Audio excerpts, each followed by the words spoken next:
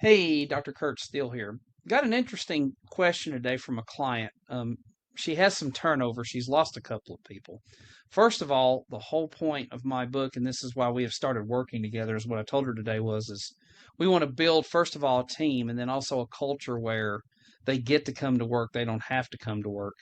And, this person was leaving, this one person was leaving because she said that she was having a hard time with childcare. I have often found that the reason given is usually not the reason. Um, we want to build a culture where she would have found appropriate childcare so she could stay there and work and not use it as a reason to leave. That is, I haven't had anybody leave here except one person in the last 6 years that I didn't want to, and she's come back.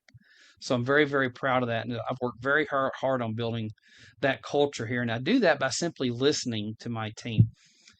When you ask team members what's their biggest hurdle or what's their daily aggravation in working in our practices, it's usually two things. Number one, I would love to help more. I just don't know how. And that's where taking the time to train and cross train is so important.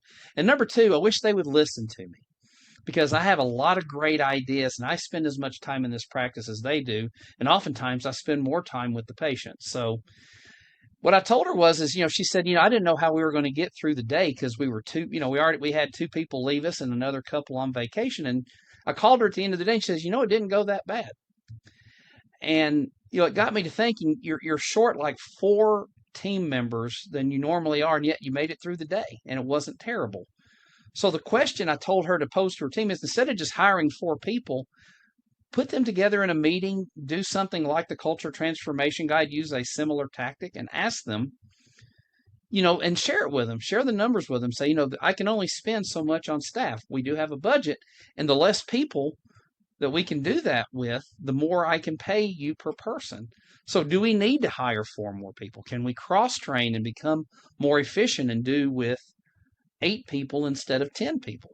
And it's amazing when you involve your team in those decisions and you really listen to them and they feel heard and they feel valued, what a long way that goes in building that culture that we're all looking for. So just the thought I had today, little quick tip video. Dr. Kurt Steele here. Um, I don't need a catchphrase.